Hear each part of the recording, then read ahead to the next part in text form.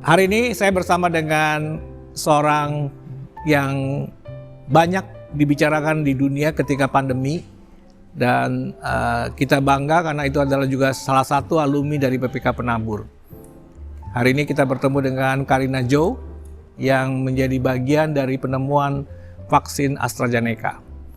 Bersama saya dengan para pengurus yayasan hari ini kita akan ngobrol-ngobrol dengan Karina, bicara tentang pengalamannya, khususnya juga ketika dia tergerak untuk mengambil bagian dalam produksi vaksin. Halo Karina, apa kabar? Halo Pak, saya baik-baik. Baik-baik aja ya. Senang kembali ke Indonesia? Ya, akhirnya setelah lama tidak pulang, akhirnya ada. Berapa lama pulang? Terakhir kali saya ke Jakarta itu 7 tahun yang lalu. Wow, 7 tahun yang lalu. Cukup lama dong ya? Kenapa nggak pulang sekian lama? Nggak kangen Jakarta? Kangen makanannya, cuman banyak kesibukan saja. Ya, buat saya tidak bisa kembali ke Jakarta. Oke. Kesibukan kamu waktu 7 tahun itu kira-kira seperti apa sih? Ya, jadi saya waktu itu masih kuliah, tapi full time kuliah juga full time bekerja. Jadi ya waktunya, waktu liburan pun dipakai untuk bekerja. Wow. Nah, kalau bicara background diri kamu nih sekarang, mungkin kamu cerita kamu asal sekolah kamu sebenarnya di Indonesia itu di mana? Ya, jadi SD saya pindah-pindah sih. SD saya di Kemudian 2, SMP di PK Tomang. Itu setelah SMA saya pindah ke SMAK 1 BPK Penabur. Oke. Jadi tahun berapa kamu lulus? Saya lulus tahun 2005. Tahun 2005. Ada kesan khusus di SMAK 1? Pelajarannya susah. Susah. Karena juga susah ya. Ya, saya harus belajar keras di SMAK 1. Dan waktu saya ikut kelas akselerasi, jadi ujiannya banyak, seminggu bisa 4-5 kali. Dan soal ujiannya nggak sesuai dengan pelajaran, soalnya benar-benar waktu itu dikasihnya soal-soal olimpiade. Wow, oh karena akselerasi ya? Akselerasi ya, lebih ke arah bukannya dipakai angka itu, ya fisika matematika kita buat rumusnya sendiri. Ya, susah.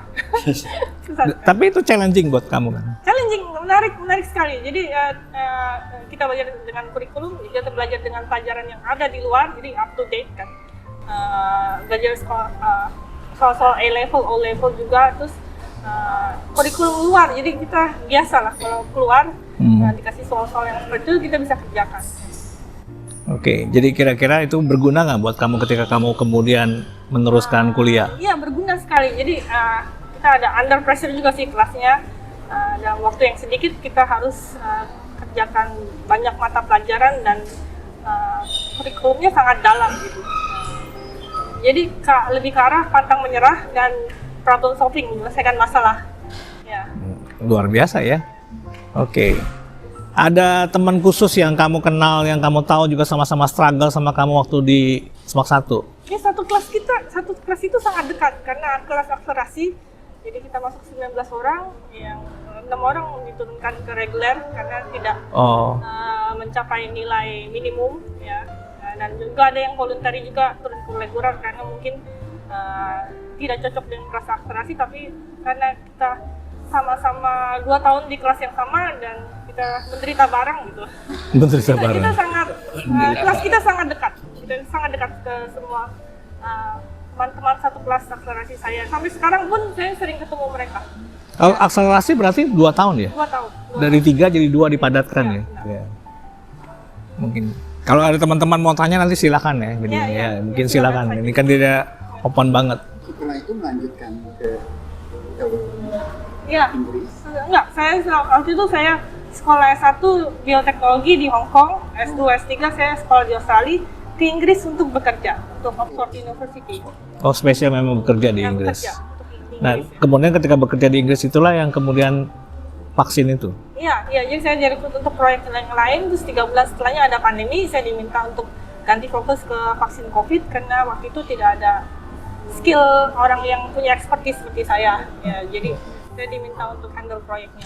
Oh, oke, nggak ada orang yang seperti kamu? Iya, yang punya. Seperti apa tuh? Coba ceritain, seperti apa? Satu, saya punya afiliasi dengan industri, jadi saya sudah bekerja untuk industri selama 7 tahun.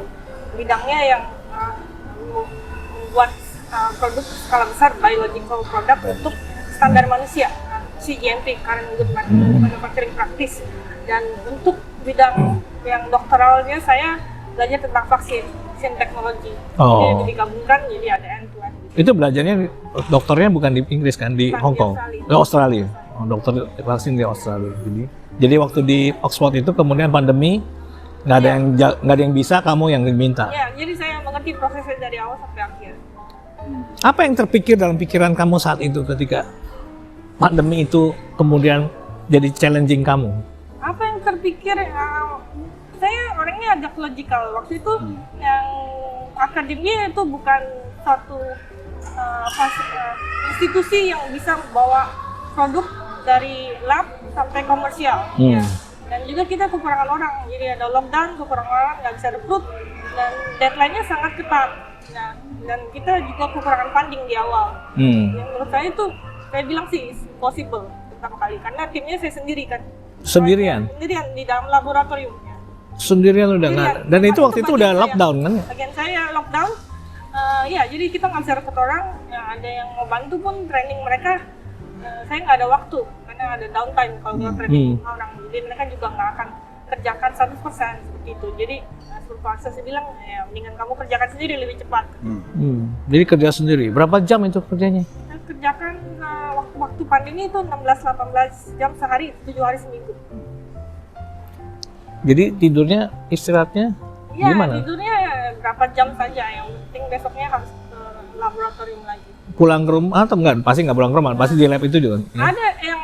Ada yang waktu stay di lab, tapi kalau emang sudah, misalnya kan saya bekerja untuk bagian produksi, jadi kadang-kadang ada yang kena juga ke muka, jadi itu saya harus pulang mandi terus balik lagi. Kalau ya bersihkan. Sampai akhirnya bisa ditemukan vaksin itu sendiri perlu waktu berapa lama sih sampai akhirnya disetujui oleh Badan Kesehatan Inggris itu kurang dari 1 tahun. Kurang dari 1 tahun, berarti tahun 2021 ya? 2021 awal vaksinnya disetujui. Disetujui. Tapi kita mulai riset tahun bulan Februari 2020. Jadi pada waktu China mengalami problem, udah riset ya? Karena kan Indonesia baru Maret soalnya. Iya, pas 2020. yang ada di Cina itu Desember ya, 2019 kan ya. Tapi waktu itu belum ada kepikiran soal itu kan? Belum ada kan? Baru mulai di 2020 Februari berarti. 2020. Karena memang, silakan. Ya. Ini kan by proses begitu panjang ya di dalam karier ya. Ya. Apakah di karier ini kan dari sekolah berbeda-beda ya, dari TK berbeda, SD, SMA ya. Dari itu saya mau nanya, apakah di PPK Penabuh itu membentuk karirnya seperti sekarang ini atau bagaimana sehingga sampai menjadi struggle dan begitu punya inovasi dan juga bagaimana? Iya, menurut saya sih yang paling membentuk karakter saya pas SMA gitu, saya diberikan challenge, tantangan, ya harus selesai dalam 2 tahun, tapi dengan standar yang tinggi ya, dari SMART 1 PPK Penabur. Ya, jadi agak shock juga sih, tiba-tiba harus diarahkan ke situasi yang seperti itu. Tapi kan kita diajarkan karakter building gitu ya, disiplin, pantang menyerah, dan ya kita tahu tujuannya seperti apa. Kita lakukan kerjasama sih. Saya waktu itu guru-guru saya sangat berterima kasih sekali. Walaupun selesai jam pelajaran, walaupun kita tidak mengerti, dia tetap meluangkan waktu pada saat Sabtu Minggu gitu, kita tetap belajar matematika atau fisika atau kimia. Seperti itu. Waktu di Penabur. Waktu di Penabur. SMART 1 ya. Ya, dan satu kelas itu juga saling membantu kita. Karena 19 orang ya. 19 orang. Oke. Kembali tadi ke soal vaksin tadi, mungkin yang menarik tadi kan pemikirannya baru muncul di Februari kan. Ketika Oxford memutuskan untuk melakukan riset itu karena memang ada kebutuhan kan ya? Atau bagaimana sih sebetulnya? Iya, karena kita di Oxford punya vaksin teknologinya, dan sudah diuji kliniskan ke penyakit-penyakit yang lain. Terus pas waktu itu Wuhan memberikan informasi tentang COVID virus, jadi kita tinggal ambil informasinya dan gabungkan dengan vaksin teknologi kita. Yang dibutuhkan adalah bagaimana cara produksi vaksinnya secara massal untuk uji klinis dan komersial. Itu alasannya gitu ya. Jadi kemudian di Januari 2021 lisensinya diberikan izin. Diberikan izin dan langsung disebarkan ke publik Inggris. Belum sampai ke WHO ya? WHO? Belum sampai waktu itu? Itu masih WHO belum. Darurat kan ya? Baru Inggris ya? Emergency approval Inggris dan Eropa. Iya. belum WHO sih. Ya. Dan tingkat waktu itu tingkat keberhasilannya sudah gimana tuh coba kalau Ya, tinggi sih. Tinggi. Dibandingkan standar kan kita harus lebih dari 50%, itu udah hampir mendekati 80%. kalau secara total tuh sebenarnya udah diproduksi berapa sih Pak? Sampai sekarang mungkin lebih dari mendekati 5 miliar dosis 5 miliar dosis. Sejak dari 21 itu ya. sejak dari 2021. Sampai sekarang masih produksi. Nah, masih produksi tapi untuk negara-negara yang mungkin belum mendapatkan vaksin, kita lebih ke arah mengendalikan pandemi daripada Mengendalikan pandemi. mengejar varian-varian yang baru sekarang. Jadi artinya produksinya nggak mengejar varian baru ya. Jadi kenapa membiarkan varian baru itu?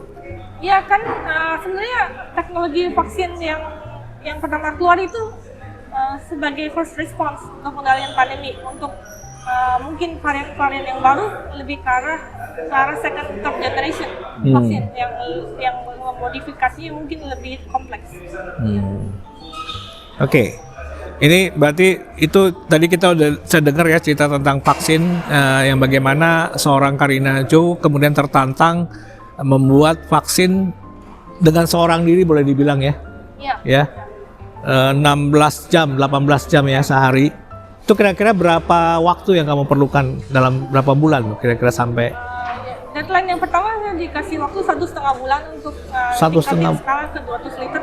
Yang itu kita perlu berapa miliar dosis, jadi tingkatin skalanya ke 4.000 liter, dikasih waktu 3 bulan setelah itu. Jadi totalnya paling sekitar 5-6 bulan di dalam. Bagaimana kamu memanage hidup kamu pada saat itu tuh ya? Nggak, maksudnya untuk manage hidup ya nggak. Bayangin istirahatnya gimana tuh? Kamu kan pasti stres juga kan? Stres nggak? Ya stres sekali. Pressure-nya besar kan, tekanannya besar. Dan banyak kekurangannya pada saat itu kan. Kurang tenaga kerja juga, dan makin lama proyeknya makin besar. Yang harus dikerjakan sendiri ya makin lama ya makin stres sih. Iya.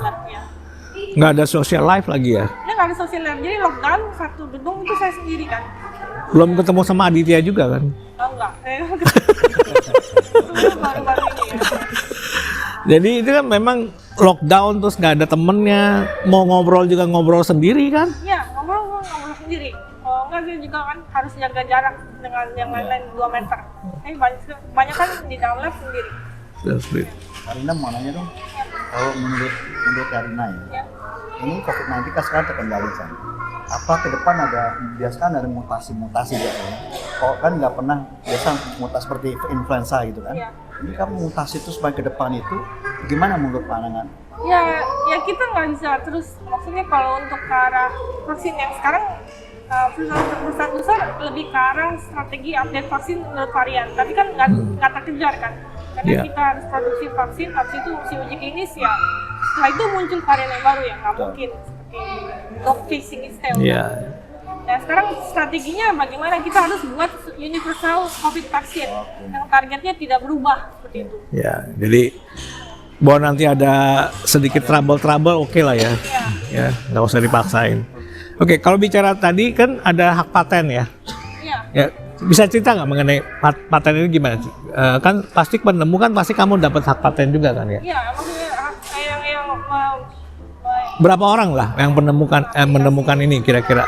Jadi ada patennya beda-beda, sekitar 6 lebih gitu. Ada patennya sendiri. Oh, ada paten sendiri. Jadi ada berapa paten sebetulnya? Ada 6 paten dan salah satu kamu pegang 1 paten. Artinya kalau 6 itu mesti nyambung kan ya? Nggak bisa salah satu, kalau nggak mau pasti nggak jadi vaksinnya kan? Atau gimana tuh? Nyambung, tapi bagian saya lebih independen karena skala besar manufaktur, jadi tidak hanya dipakai oleh vaksin COVID saja, vaksin Ebola, vaksin rabies, bisa. vaksin Nipah, seperti itu. Lebih ke arah paru kantornya. Yeah.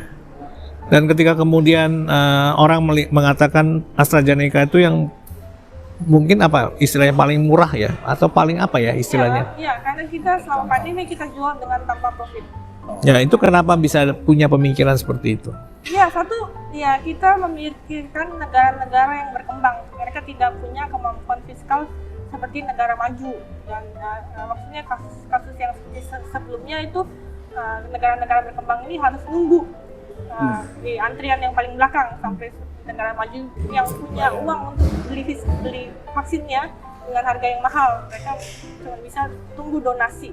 Dan kita pikir ya nggak bisa seperti ini, semua orang punya hak mendapatkan vaksin, hak yang sama harusnya. Karena ini masalah pandemi, jadi sampai semua orang mendapatkan vaksin ya pandemi tidak akan terkontrol gitu. Jadi kita mau semua orang bisa mendapatkan vaksin dengan mudah, terutama negara-negara yang berkembang. Jadi kita putuskan kita sebagai institusi ya kita lebih mengutamakan kemanusiaan. Jadi akhirnya kemudian tanpa profit kalau kepada negara-negara yang tidak mampu duluan. Iya, negara-negara yang mampu. Jadi kita supplier terbesar untuk COVAX. COVAX itu Obatnya kan ya? Vaksin. Oh, vaksin. COVAX itu kayak institusi yang mendistribusikan Oh vaksin iya. ke negara-negara berkembang. Jadi COVAX itu ya? Ya, COVAX.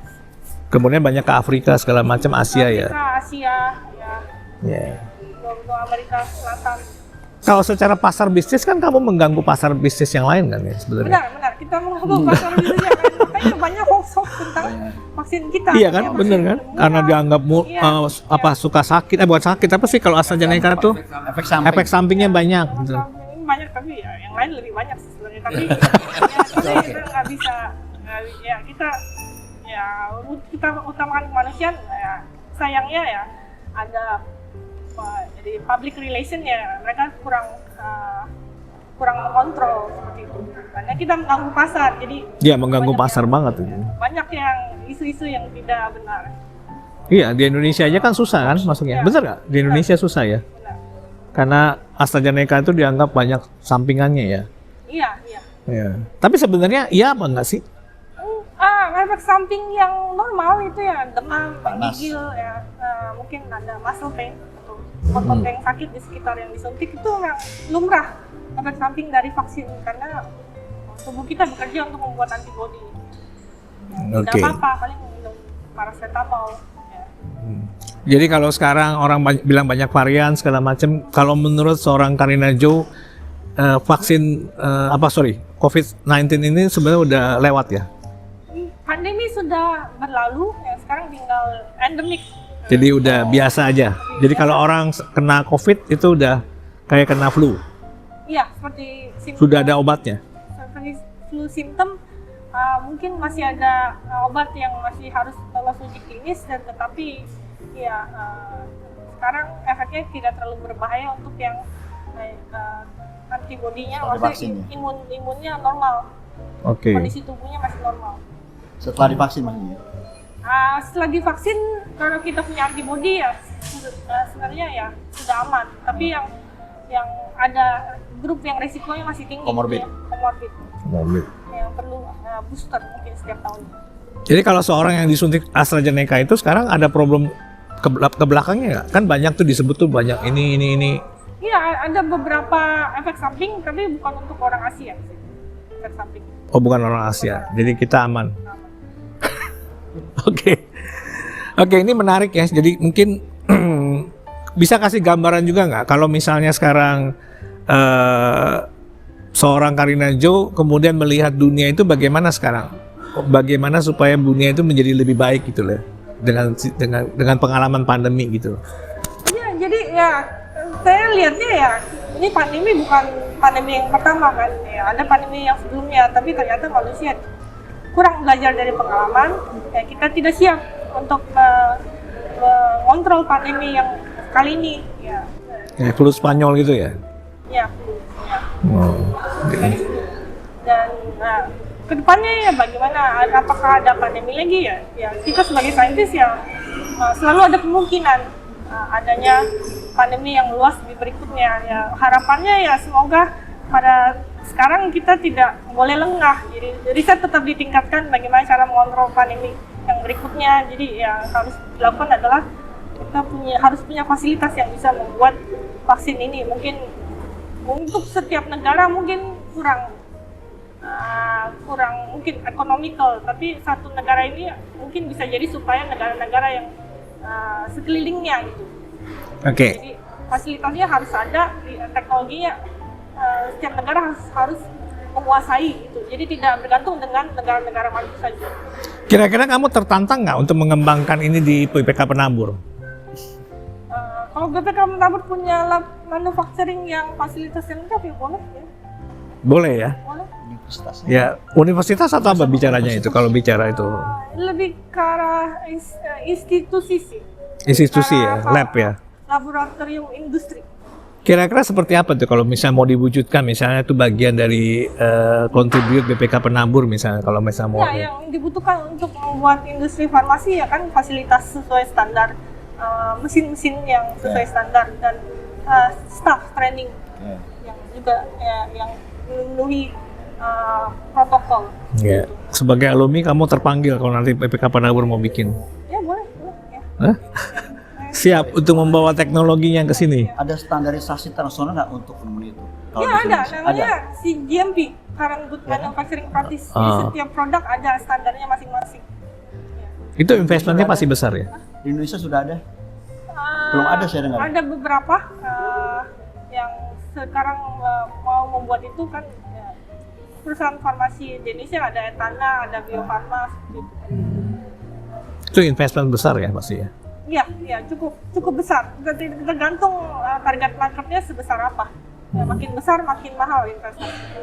Selain target investmentnya besar, juga manusianya juga banyak ya artinya dibutuhkan atau bagaimana? Atau kualifikasi SDM-nya? SDM-nya harus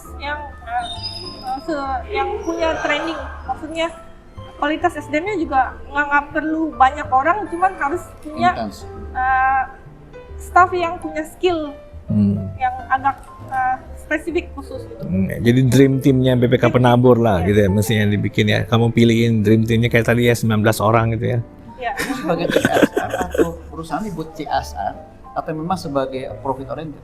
Yang mana? Perusahaan kamu yang sekarang? Nanti kalau andai kata nanti ya akan. andai kata Penabur punya mimpi itu ya. Iya. Kita tuh masih sebagai CSR Penabur. CSR-nya tuh. Atau ya memang buat profit oriented buat supaya bisa sustainable. Iya, kita kalau bikin industri ya nggak bisa sukarela sepenuhnya. Kalau untuk menunjang Combine, industri itu ya? harus ada profitnya juga. Combine berarti ya? Combine. Ya, oke. Good point. Kalau kamu kan udah berkunjung ke Semak 1 kemarin ya? Iya. Ya. Dalam interaksi kamu dengan para siswa tuh kira-kira apa yang kamu lihat tentang masa depan BPK Penabur? Ya, saya sudah berdiskusi dengan beberapa murid, mereka juga sering bertanya pertanyaannya tentang bioteknologi lah. Tapi mereka mungkin masih mencari bagaimana bidang apa yang akan mereka ambil pada saat kuliah nanti. Tapi mereka adalah anak-anak yang pintar, disiplin dan saya rasa karakter mereka baik. Ya.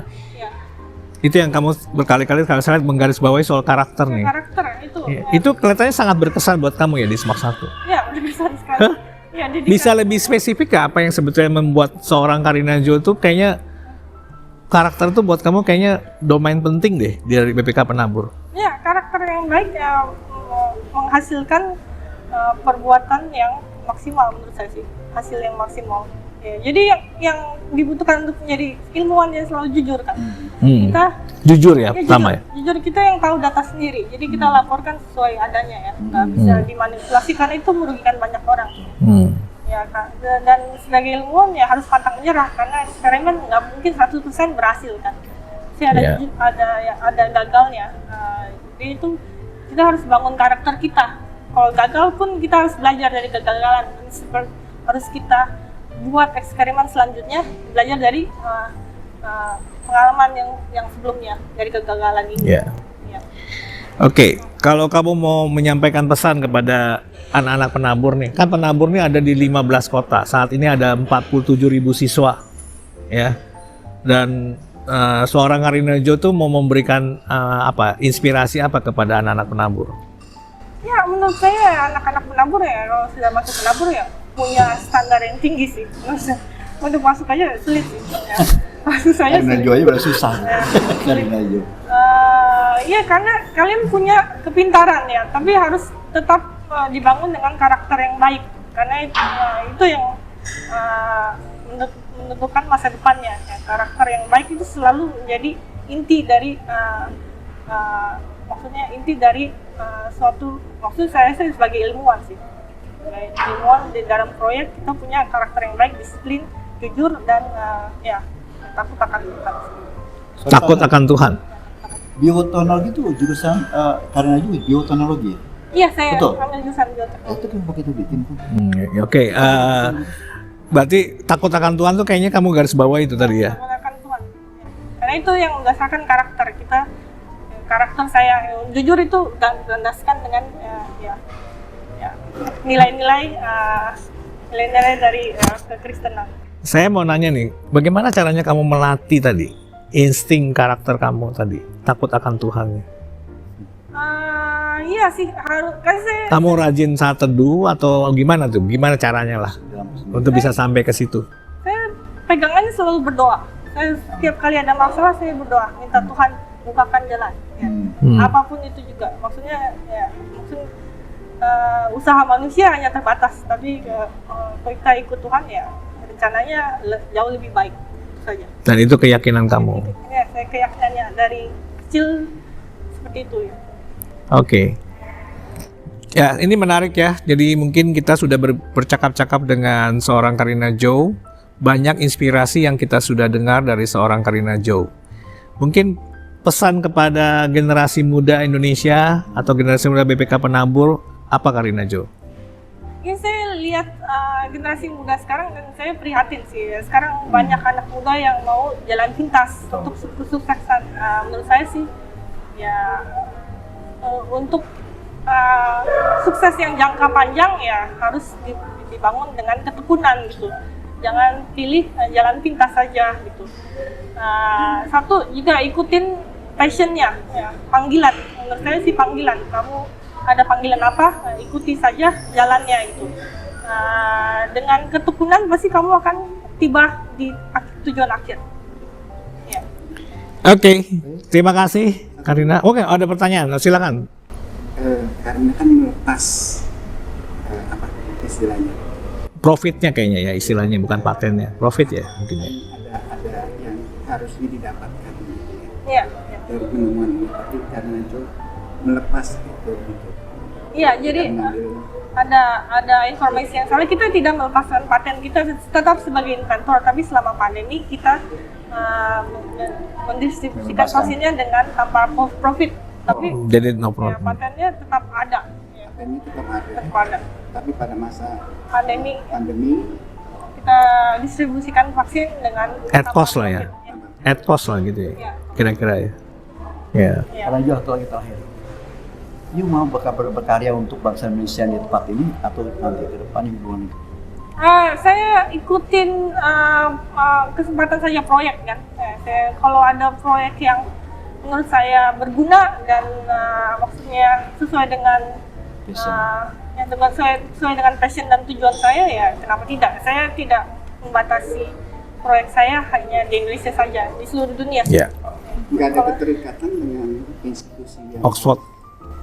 Iya, tidak ada keterikatan karena saya itu kan berdasarkan kontrak. Saya mau perpanjang kontraknya atau tidak itu terserah. Jadi by project lah ya, by project. kebutuhan ya. Oke.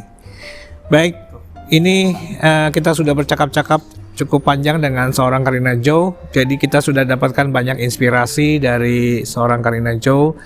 Kita berharap dan mendoakan Karina Joe akan selalu sukses ya dalam segala hal yang dia lakukan. Dan apa yang sudah dilakukan ini menjadi contoh nih buat generasi muda nih yang harus istilahnya berpikir panjang, proyeknya harus disiapkan, struggle gitu kan ya. Passionnya kuat gitu ya. Saya rasa itu inspirasi yang bisa dipetik oleh semua orang yang menyaksikan tayangan ini. Sampai jumpa. Terima kasih Karina Joe. Terima kasih Pak. Ya. Terima kasih Oke. kalian.